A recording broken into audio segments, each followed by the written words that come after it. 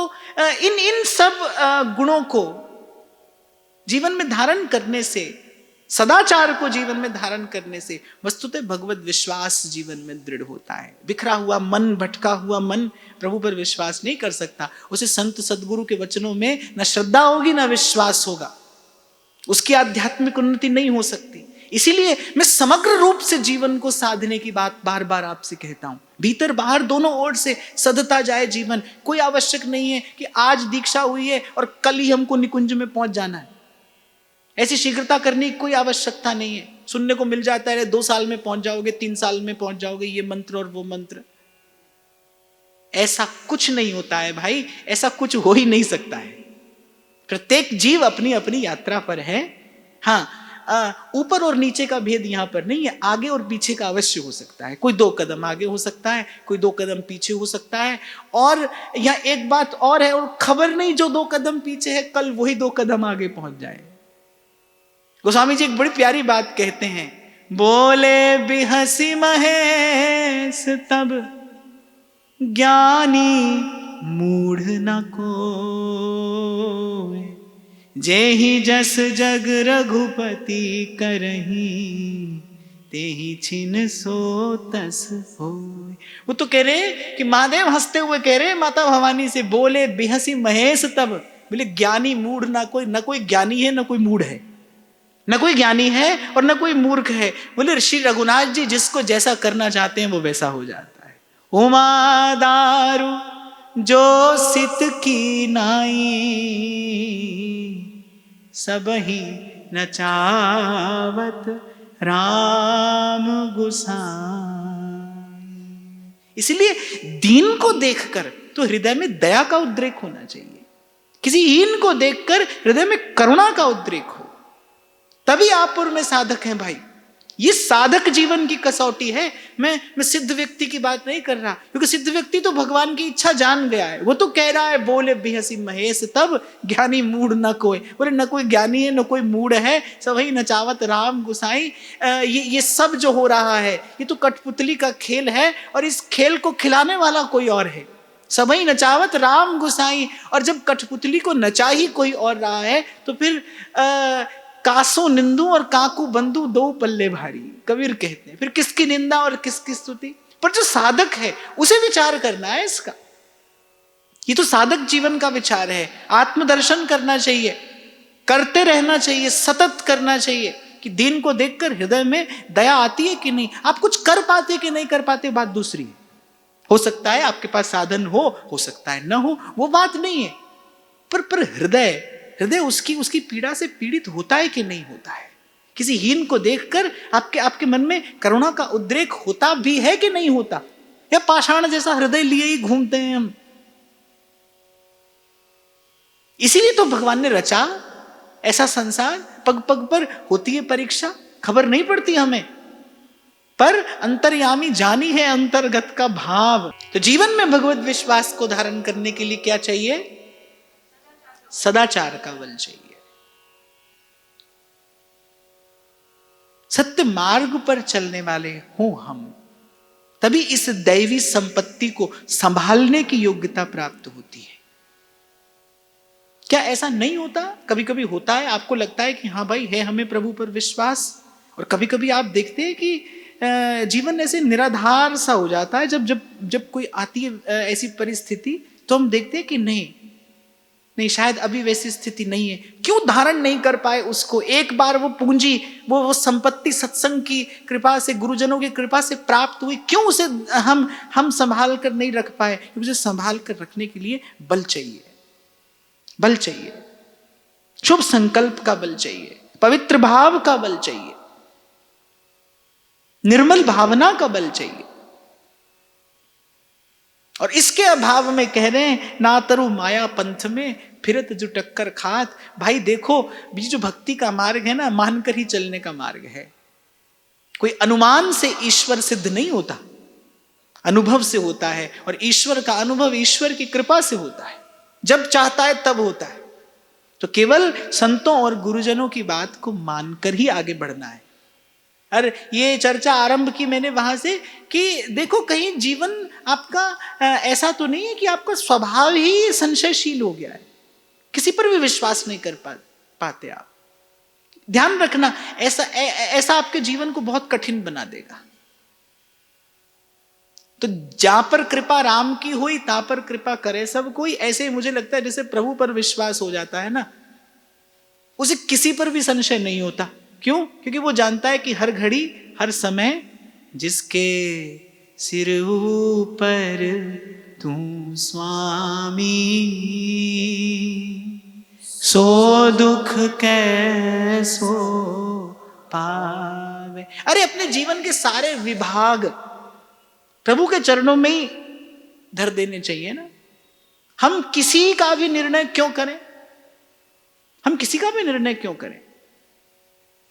ज्यों चातक स्वाति बिना परसत नहीं जल और, जो चातक स्वाति बिना परसत नहीं जल और, दृढ़ता यों मन चाहिए फिरे न बहुते ठोर।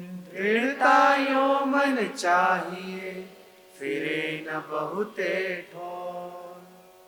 सबके ममता ताग बटोरी, मम पद मन ही बांध बर डोरी। एक बार मुझसे किसी ने पूछा, बोले कि अब आप यहां तक आ गए, अब भविष्य को लेकर क्या सोचते हैं? मैंने कहा हम भाई यहां तक भी बिना ही भविष्य सोचे आए, यहां तक आने का भी हमने कहां सोचा था। अब यहां तक आकर जब लगे कि भाई दो चार बात लोग हमारी बात सुनने लग गए, तो अब हम भविष्य का विचार करने लगे, तो ये तो भाई एक प्रकार से जो प्रभु के चरणों में विश्वास है उस भाव से कहीं दूर जाना है। ना हमने यहां तक आने का कोई विचार किया और ना इससे आगे जाने का कोई विचार करेंगे। विचार करेंगे तो केवल इस बात का करेंगे कि किस प्रकार से हमारा विचार सदा भगवत परायण बना रहे, हमारे विचार में प्रभु किस प्रकार रहे, ये विचार जो है किस प्रकार प्रभु के चरणों के निकट बना रहे। विचार तो केवल इस बात का ही करेंगे। देखो भाई, अनेक अनेक व्यवस्थाएं जीव मनुष्य अपने जीवन को सुख सुविधा संपन्न बनाने की करता है, पर 2-3 दिन पहले भी मैं आपसे कह रहा था, अपने प्रयास से अपने पुरुषार्थ से सुख सुविधा साधन तो जुटाया जा सकता है, पर सुख की अनुभूति तो प्रभु की कृपा से ही होती है, प्रभु के अनुकूल होने पर ही होती है। तुम कृपाल जा पर अनुकूला, ताहि न व्याप त्रिविध भवसूला। बस जीवन ऐसा रहे, प्रभु की कृपा दृष्टि बनी रहे, प्रभु हमारे अनुकूल रहें। तुम कृपाल जहां पर अनुकूला, ताहि न व्याप त्रिविध भवसूल। परसों भी मैं आपसे कह रहा था, भाई आपकी मेरी तो सुख दुख की परिभाषा भी ठीक नहीं है, आपकी मेरी सुख दुख की परिभाषा ही ठीक नहीं है। लोग प्रश्न करते हैं ना, भाई भक्तों को इतना इतना कष्ट क्यों होता है? अरे जिसे आप कष्ट समझ रहे हो वो भक्त के लिए कुछ और है। आप भक्त के निकट जाकर देखो तो सही, आप भक्त से होकर देखो तो सही। जिसे आप और मैं कष्ट समझते हैं वो तो उसके लिए संपत्ति है, वो तो कह रहा है अरे बलिहारी इस दुख पे जो पल पल नाम रटाए। जिसे आप और मैं दुख पीड़ा समझकर घबराते हैं, भक्त तो उसे हृदय से लगाता है। तो सबकी अपनी अपनी परिभाषा है ना सुख दुख की, उसे तो केवल भगवत स्मरण में सुख है। इसीलिए मैंने कहा था भाई पहले सत्संग करो और सुख दुख की परिभाषा ठीक करो। जो आज तक आपने मैंने सीखा समझा है वो ठीक नहीं है, पहले तो उसे ठीक करने की आवश्यकता है, फिर उसे पाने का प्रयास करना चाहिए। और एक बात आपको और बताऊं, जब सुख दुख की वास्तविक परिभाषा समझ में आती है, जब समझ में आता है ना कि सुख का स्वरूप क्या है और दुख किसे कहते हैं, तब तो जिसे आप और मैं दुख समझते हैं ना, माता कुंती की तरह जीव प्रभु से वही मांगता है। वो कहता है प्रभु मैंने देख लिया अपना स्वभाव कि जैसे ही जीवन में आता है ना ये संसार का तथाकथित कच्चा सुख, इसके साथ साथ प्रमाद आता है। और उस प्रमाद में आपकी विस्मृति हो जाती है प्रभु, और आपकी विस्मृति ही सब दुखों का मूल है। ये जो जन्म जन्म से मैं आवागमन के द्वंद्व में पड़ा हूं, पीड़ा पा रहा हूं, किस लिए? क्योंकि आपको विस्मृत किए बैठा हूं, आपको भुलाए बैठा हूं। अरे गर्भ में जठराग्नि में तपता मल मूत्र के बीच उल्टा लटका जीव भी सुखी रहता है। क्यों? क्योंकि वहां पर भगवान की स्मृति है, वहां भगवान का स्मरण बना है, वो प्रभु की स्तुति कर रहा है, वो प्रभु की स्तुति कर रहा है। क्यों? वो सुखानुभूति उसे किस लिए है? क्योंकि वहां पर भगवान याद है, भगवान से तार जुड़ा है, और संसार में आते ही रोने लगता है। अरे नरक से मुक्त हुआ है, प्रसन्न होना चाहिए, कौन आता है हंसता संसार में? रोता आता है जीव। क्यों? क्योंकि जैसे ही माया का स्पर्श होता है भगवान भूल जाते हैं, भगवत विस्मृति हो जाती है। वो भगवत विस्मृति उसे भीतर से व्याकुल कर देती है, पीड़ित कर देती है, और फिर जीवन बिखरता ही चला जाता है। पहले माता पिता, फिर भाई बंधु, फिर पति पत्नी, फिर अपनी संतान, और इस प्रकार संसार का पसारा, इस प्रकार संसार का पसारा। तभी तो भगवान ने कहा सबके ममता ताग बटोरी, मम पद मनहि बांध बर डोरी। मैं तो आपको हर दिन एक ही बात कहूंगा भाई, सुख पाना यह आपका मेरा विशेष अधिकार है, इसीलिए भगवान ने मनुष्य बनाकर इस पवित्र भारत भूमि पर भेजा है। हाँ, पर मैं साथ साथ ये भी अवश्य कहूंगा, जिस सुख की मैं बात कर रहा हूं वो इनके चरण कमलों को छोड़कर कहीं नहीं जाता, वो इनके चरण कमलों के निकट ही रहता है, इनके चरण कमलों की छांव में ही रहता है। इसलिए नर देहि पाई चित चरण कमल दीजे, नर देहि पाई चित चरण कमल दीजे। दीन बचन संतन संग दरस परस कीजे, दीन बचन संतन संग दरस परस कीजे। तो यहां कह रहे दृढ़ता यो मन चाहिए, फिरे न बहुते ठौर। दृढ़ता ऐसी हो कि भजन करने वाला हृदय कैसा हो, जैसे ध्रुवदास जी का गिरि नहीं छाने ठौर। बड़े बड़े आंधी तूफान आते हैं, जिनकी जड़ बहुत गहरी होती है, वो वृक्ष भी कभी कभी अपना स्थान छोड़ देते हैं, पर कह रहे गिरि नहीं छाने ठौर। लेकिन किसी चट्टान को कोई आंधी तूफान अपने स्थान से नहीं हिला पाता। कह रहे ऐसा दृढ़ मन हो, प्रभु के चरणों में मस्तक रख दिया सो रख दिया, चरण पर रख दिया जब माथ, फिर किस बात की चिंता। हमारे साथ हैं जब आप तो किस बात की। मुझे दो पंक्तियां बहुत प्रिय हैं। अभय पद दे विभीषण को किया लंकेश पल भर में। और केवल राज्य नहीं, निष्कंटक राज्य।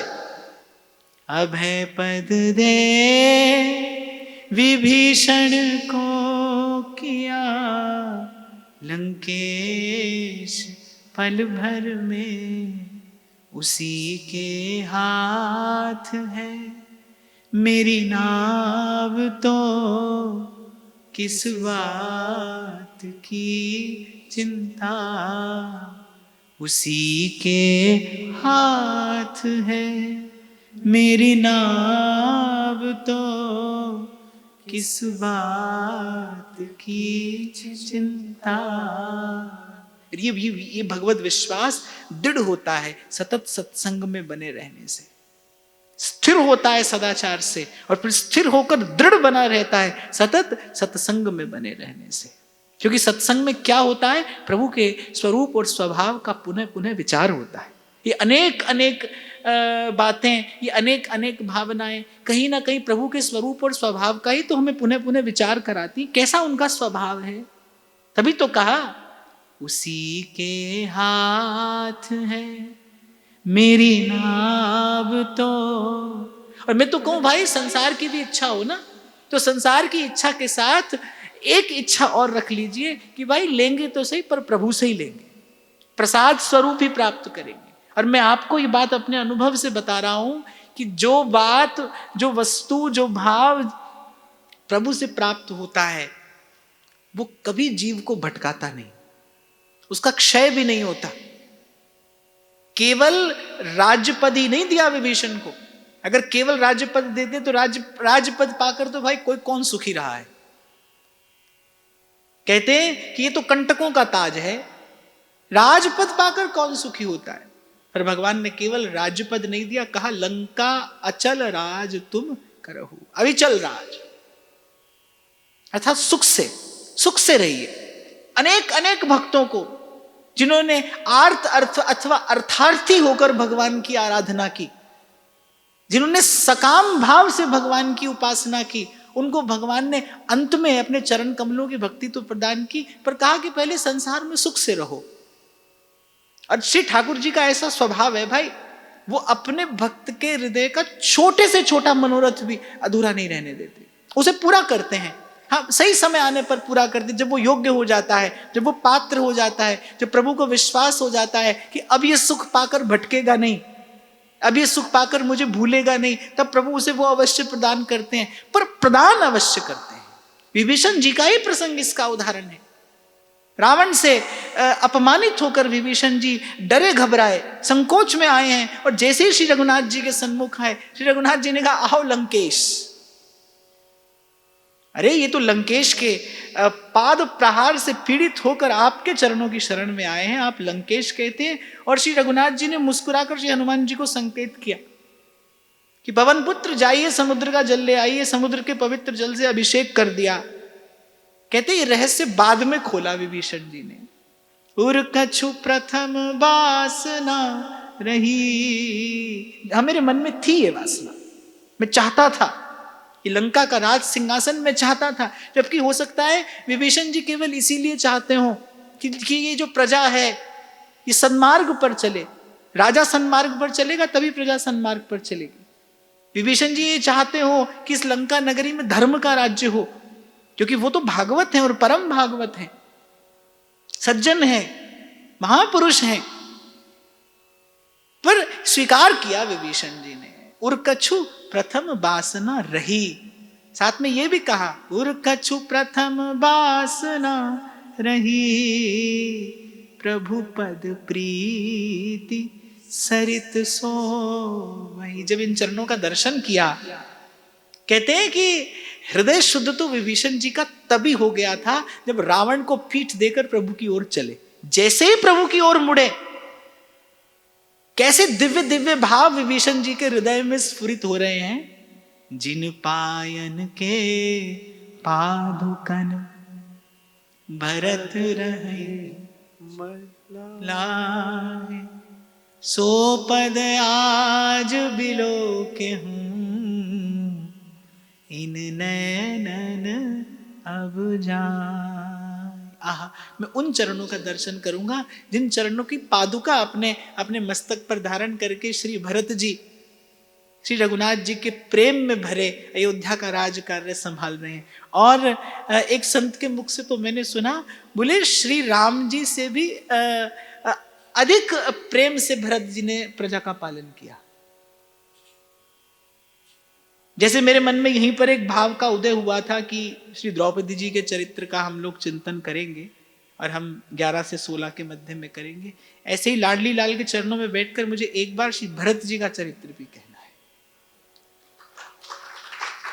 क्योंकि गोस्वामी जी ने बहुत बड़ी बात लिखी है उनके लिए कि जग जपे राम राम जपे भरत सरस को राम सनेही। ऐसा अद्भुत अनुराग श्री रघुनाथ जी के चरणों का उनके हृदय में, और ऐसे भागवत की चर्चा ही और अंतर को भगवत प्रेम को धारण करने योग्य बनाती है। तो निवेदन में यह कर रहा था कि भाई इनका स्वभाव है ऐसा, भक्त के हृदय का कोई मनोरथ ही अपूर्ण नहीं रहने देते। ऐसे ही इनका नाम भक्तवांछा कल्पतरु नहीं है। हाँ, लेकिन ये मैं आपको अवश्य कहूंगा, समय आता है जब प्रभु जान लेते हैं कि अब ये मेरा बालक योग्य हो गया है, अब ये जीव भटकेगा नहीं। देखो, अयोग्य व्यक्ति के हाथ में सत्ता आ जाए, धन आ जाए, तो वो उसका दुरुपयोग करके अंत में अपना ही पतन करा बैठता है, वो अपनी हानि करा लेता है। ऐसे पहले प्रभु जीव को योग्य बनाते हैं। अरे सब सुख भगवान के भक्तों के लिए ही तो है। एक संत कहते थे, ये जो शीतल पवन बहती है किसके लिए? हमारे लिए नहीं, ये तो भगवान के प्यारे संतों के लिए बहती है। ये जो सुंदर पुष्प खिलते हैं, ये जो धरती अन्न और फल आदि उत्पन्न करती है, दिव्य औषधियां उत्पन्न करती है, प्रभु के भक्तों के लिए करती है, संतों के लिए करती है। आप और मैं तो बीच में से चोरी करते हैं, पर ये वस्तुतः है प्रभु के भक्तों और संतों के लिए। सब सुख रचे हैं प्रभु ने, सुख निधान में सब सुखों की रचना की है अपने भक्तों के लिए। हाँ, लेकिन जननी की भांति पहले प्रभु जीव को योग्य बनाते हैं।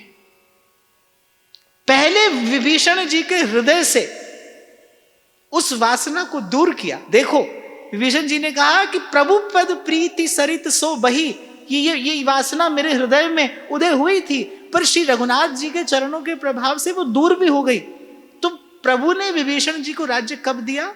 जब वासना का उदय हुआ, तभी नहीं दे दिया।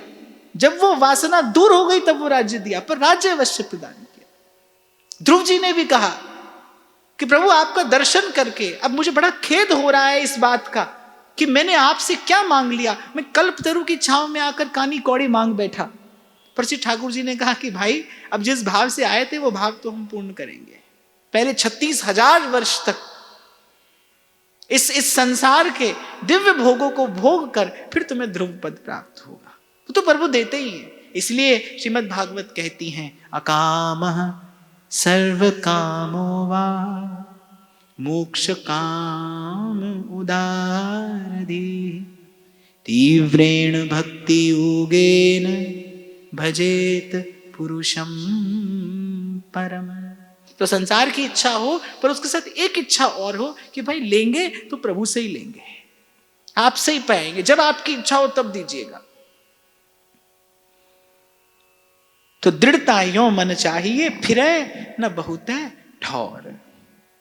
बिच बिच सुख दुख देह के हैं आवत अनियास। बिच बिच सुख दुख देह के है आवत अनियास। भजन पंथ ते डिगहु जिन मन में राख हुलास। भजन पंथ में डिगहु जिन मन में राख हुलास। अब यहां देह के कहकर, सुख दुख देह के कहकर ध्रुवदास जी स्पष्ट कर रहे हैं कि शरीर के सुख दुख को वास्तविक सुख दुख न समझकर कहीं तन की लाभ और हानि के चक्कर में मन की हानि मत करा बैठना। सब ठीक चल रहा होगा, पर आप देखोगे एकाएक जीवन में कोई बड़ी विकट परिस्थिति आ गई, प्रारब्ध से आई है, अपना ही कर्म है वो जो रूप लेकर आया है।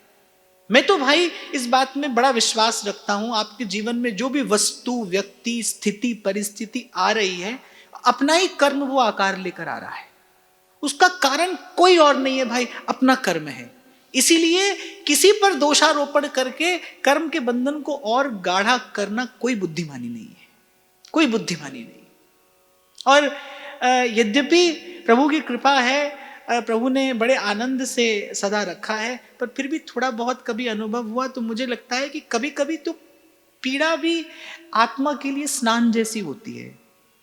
वो पीड़ा के क्षण जब जाते हैं तो उसके बाद आप देखते हैं कि आप भीतर से और शुद्ध हो गए, आप भीतर से और निर्मल हो गए। इसीलिए ये सुख दुख अनायास आएंगे, ये आएंगे और जाएंगे, दोनों बात, आएंगे भी और आकर ठहरेंगे नहीं, जाएंगे भी। सुख और दुख दोनों को पकड़कर तो हम रखते हैं, वो नहीं रहते, वो तो जाने के लिए ही आए हैं। पर सुख दुख को पकड़कर व्यक्ति रखता है, दुख को भी पकड़कर रखता है, सुख को भी पकड़कर रखने की असफल चेष्टा करता है। तस्वीरें खींच खींच कर सजाते हैं लोग अपने घरों में, शादी हुई थी, बालक हुआ था, उसको देख देख कर खुश होते हैं। ये क्या, ये सुख को पकड़ने की असफल चेष्टा है। और ऐसे ही इसी वृत्ति से फिर वो दुख को भी पकड़े रहते हैं। अगर सुख को पकड़ोगे तो फिर दुख को पकड़ने का भी अभ्यास साथ साथ होता चला जाएगा। इसलिए मैं आपको कहता हूं, जीवन के प्रवाह को प्रवाहित होने देना चाहिए। कुछ भी ठहरने वाला नहीं है, सुख भी नहीं और दुख भी नहीं। इसीलिए ध्रुवदास जी ने पूर्व में कहा था, सुख पाए फूले नहीं, दुख पाए विल्लाए। किस बात की प्रसन्नता है भाई, ये जाने के लिए आया है, ये तो रहेगा नहीं, ये तो रहेगा नहीं। बहुत पहले गीत था, उसकी एक पंक्ति थी, उसमें कहा था, बोले तुम तो ठहरे परदेसी, साथ क्या निभाओगे, तुमसे काहे से प्रेम करें, तुमको तो चले ही जाना है। तो चाहे सुख हो या दुख हो, उससे कोई भी मन का बंधन बांधने की कोई आवश्यकता नहीं, वो तो जाएगा ही भाई, निश्चित जाएगा, निश्चित जाएगा। जय श्री हित हरिवंश प्रपंच बंच सब काल व्याल को खायो।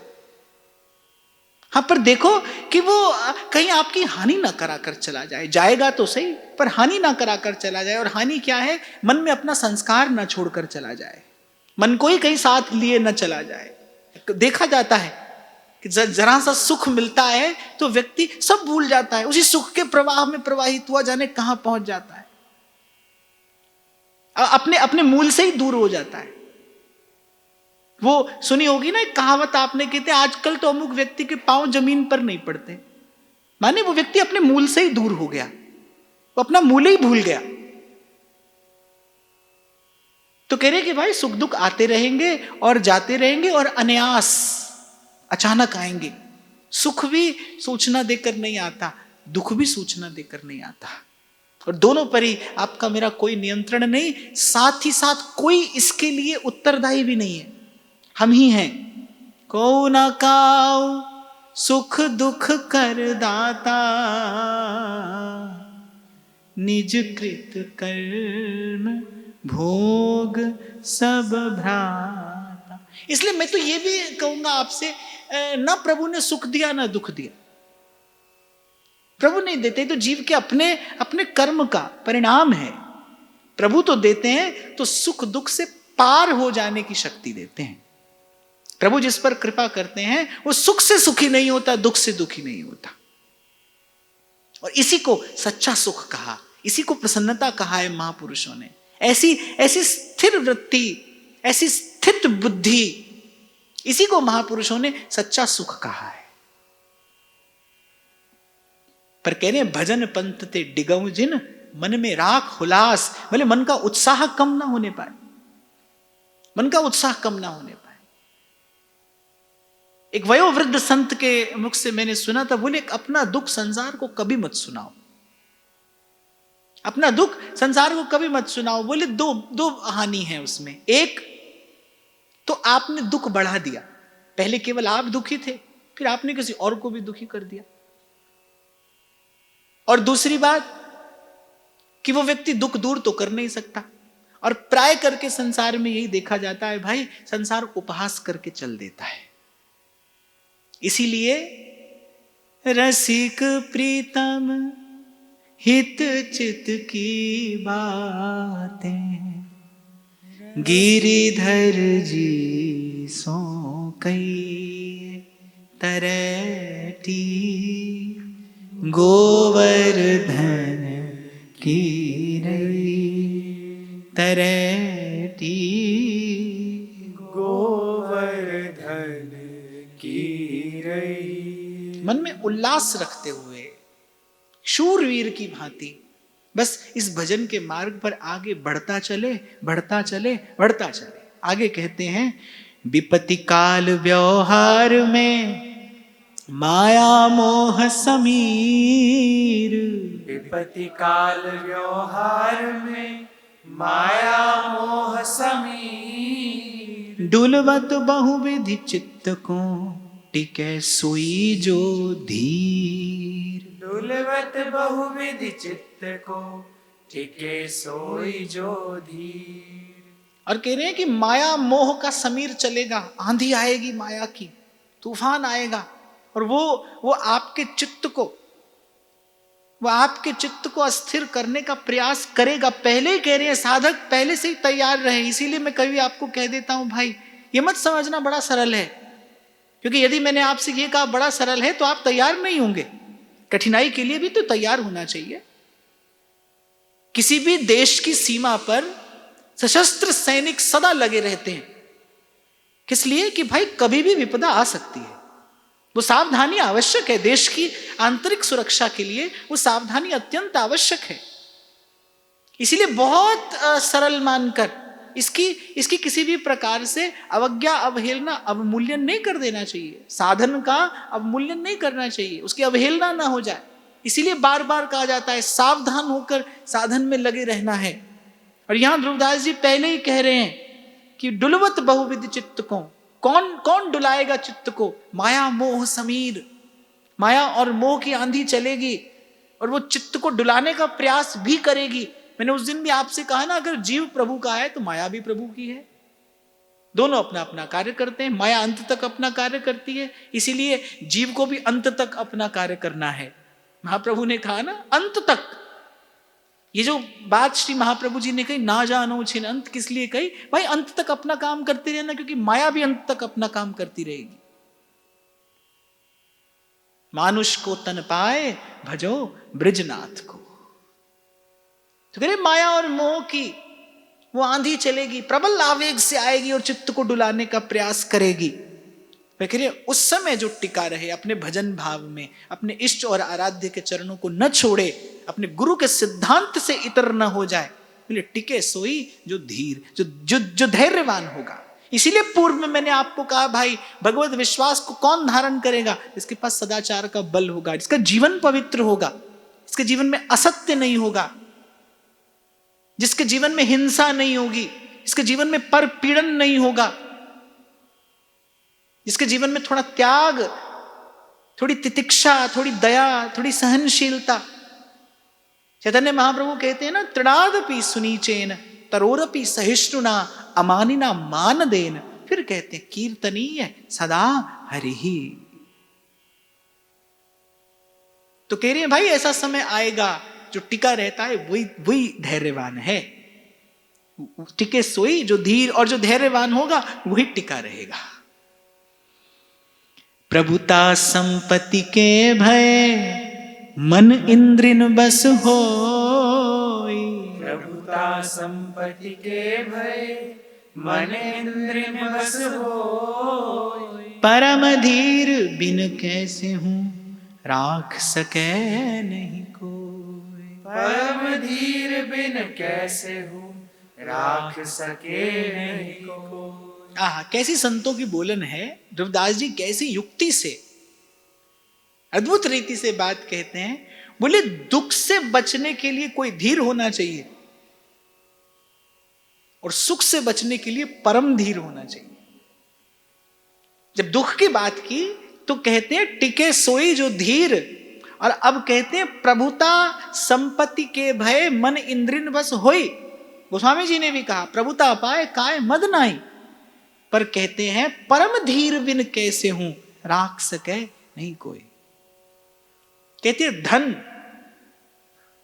पद और सौंदर्य, तीन में से एक भी हो तो व्यक्ति को बहुत संभल के रहना चाहिए। उसका पतन कभी भी हो सकता है। धन, सौंदर्य और पद, इन तीनों में से कोई भी एक वस्तु हो तो और सावधान रहना चाहिए। और तीनों हो जाए तो कहा है उसका पतन अवश्यम भावी है, होता ही है। नहीं होता तो बस एक कारण से नहीं होता कि उसके जीवन में सत्संग की कृपा है, उसके पास में विवेक है, उसे भगवान ने विवेक दे दिया है। मैं कई बार आपसे कहता हूं ना, प्रभु कहते हैं मैं जिस पर बहुत प्रसन्न होता हूं क्या देता हूं? ददामि बुद्धि योगम तम, उसमें बुद्धि योग देता हूं, विवेक दे देता हूं। विवेक से ही पार जाया जा सकता है भाई। संत बार बार कहते हैं ना, युक्ति से मुक्ति है भाई, युक्ति से मुक्ति है। इस संसार से मुक्ति केवल एक युक्ति से है। और वो युक्ति क्या है? युक्ति यही है, सत्संग करिए, सत्संग आपको विवेक दे देगा। उस विवेक से सहज में चले जाएंगे आप, सहज में पार हो जाएंगे। सोई मैं आपसे पुनः पुनः निवेदन करता हूं भाई, आप और मैं तो केवल दुख से बचने का प्रयास करते हैं, पर कहने दुख से बचने से कहीं अधिक आवश्यक है सुख से बचना। और मैंने तो जीवन में देखा भाई कि संपत्ति और सुमति एक साथ बहुत कम दिखाई देते हैं। संपत्ति भी हो और साथ में सुमति भी हो, ऐसा दर्शन तो बहुत कम होता है। जहां होगा वहां देखेंगे वो व्यक्ति कहीं ना कहीं सत्संग रूपी वट वृक्ष की छाया में बैठा है, तभी संभव है। नहीं तो साधन का सदुपयोग करना कोई नहीं सिखाता है भाई, कोई सिखा ही नहीं सकता है। संसार की प्रत्येक वृत्ति साधन का दुरुपयोग ही कराती है। ध्रुवदास जी स्पष्ट लिख रहे हैं कि प्रभुता संपत्ति के भय मन इंद्रिन बस होई। धन अपने साथ एक विशेष प्रकार का मद लेकर ही आता है भाई, लेकर ही आता है। शास्त्र तो कहता है 36 अनर्थ आते हैं धन के साथ, 36 प्रकार के अनर्थ आते हैं धन के साथ।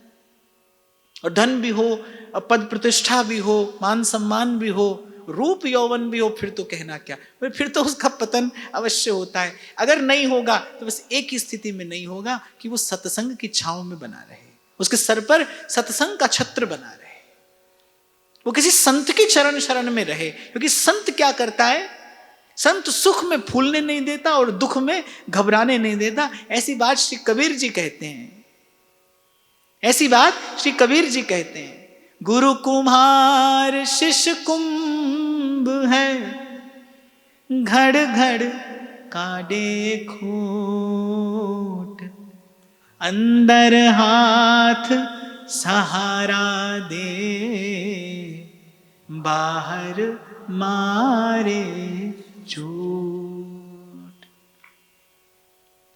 तो भाई मैं तो फिर अपनी बात दोहराऊंगा, सब प्रश्नों का उत्तर क्या है? भक्ति सदा सत्संग, भक्ति सदा सत्संग। सत्संग ही है भाई जो जीवन के अनर्थों की निवृत्ति भी कराता है, जीव का क्लेश भी दूर करता है और जीव को सच्चा सुख भी प्रदान करता है। आज की भावना श्री जी के चरणों में निवेदन करते हैं। महाराज श्री के चरणों में प्रणाम। आप सबके हृदय स्थित प्रभु को नमन।